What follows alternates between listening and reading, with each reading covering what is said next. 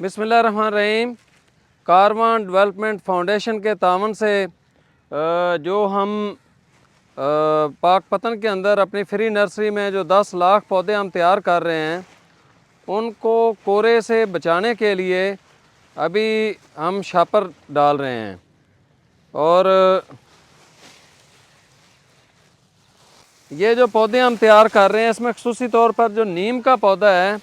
वो बहुत सर्दी में ज़्यादा मुतासर होता है, तो उनको कवर करने के लिए हम जो है ये शापर जो है इसके ऊपर वो शापर से कवर कर रहे हैं ताकि सर्दी से हमारी वो नीम ज़ाये होने से बच जाए। और हम ये जो पौधे तैयार कर रहे हैं, अल्लाह के हुक्म से इसमें हमारी कोशिश है जो मुकामी पौधे हैं वो ज़्यादा से ज़्यादा तैयार करके, जिस तरह नीम है, शहतूत है, पीपल है, बोर्ड है, शरी है, लसूड़ा है, इसी तरह बाकी जो पौधे हैं,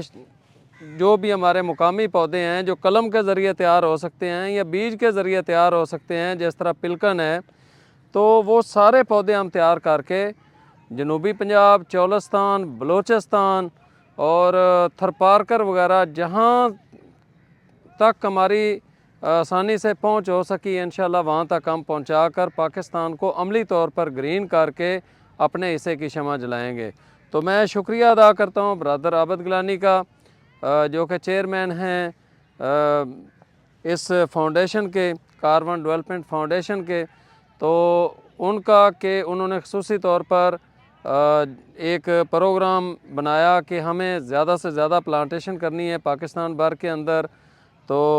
उनका बहुत ज़्यादा शुक्रिया अदा करता हूँ कि जिनकी ज़ाती दिलचस्पी की वजह से हमारा ये जो प्रोजेक्ट है ये पाया तकमील को पहुँच रहा है। हमारी ये कोशिश है कि अभी फरवरी मार्च में जो कलमें लगेंगी वो कलमें लगाएंगे, और जो